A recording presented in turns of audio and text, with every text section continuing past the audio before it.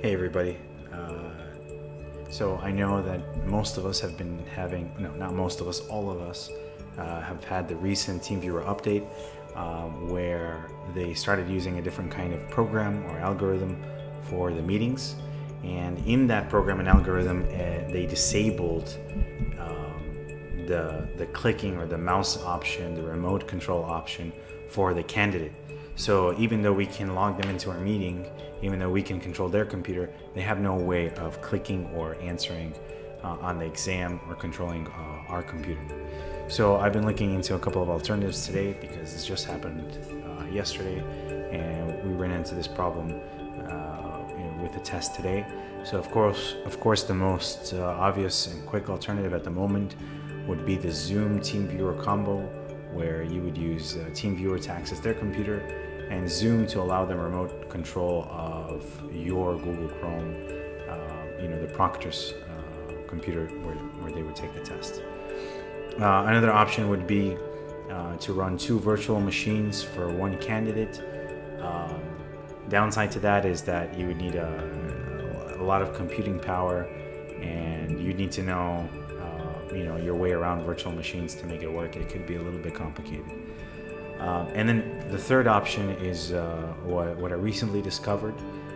I think this might be actually a very viable solution. It can be used on multiple candidates for multiple tests, and it doesn't require to have the Zoom premium account, because the downside to Zoom is that you have to have the premium account, otherwise it would cut off after 45 minutes. And also another downside is that you can only use 1 account per candidate. That means you can't have 2 Zoom meetings running at the same time.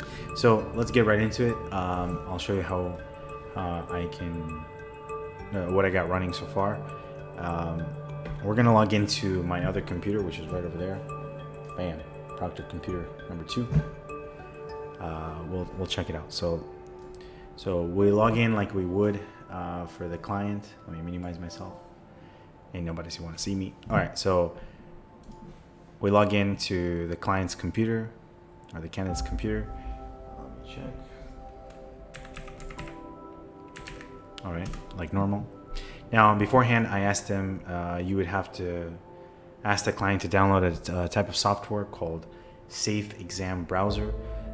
We can have a Google Drive link saved for it, or direct them to their website. Anyway, I already have this pre-downloaded on the client's computer, or in this case, the other computer that I have over there. So we continue with the same process. Remember, we want to enable this, the camera, their camera. Unmute our mics, of course. I'm gonna enable their camera.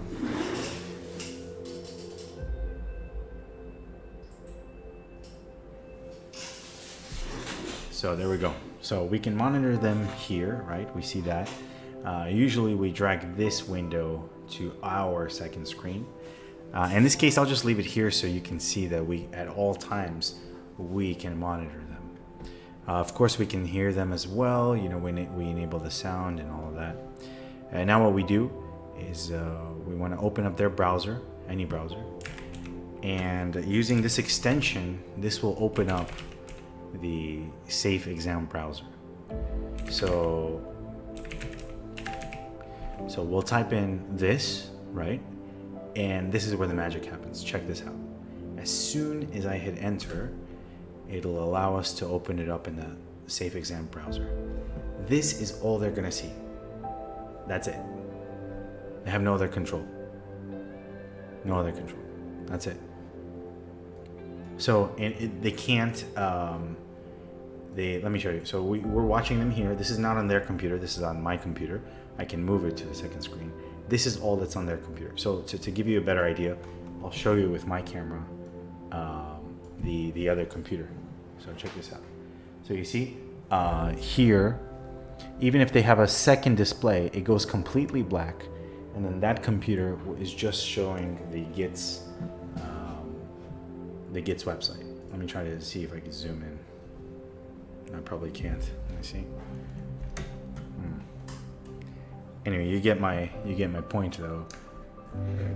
Yeah, we can't see it so clearly. But basically all they can see is the Git's website. This is all they can see. Whatever's on this screen is all they can see. Let me show you. I'll take a picture. That's what I'll do, and then I'll upload this to this video. The client doesn't even see us. They don't see the Teamviewer app. They don't see anything. All they see and all they have access to is this test. So if they ever want to leave the test for any reason, they have to press this power button, and this will completely log them out. It'll destroy any kind of cache memory. It doesn't store anything. You can't go back and look at the password or the test or anything.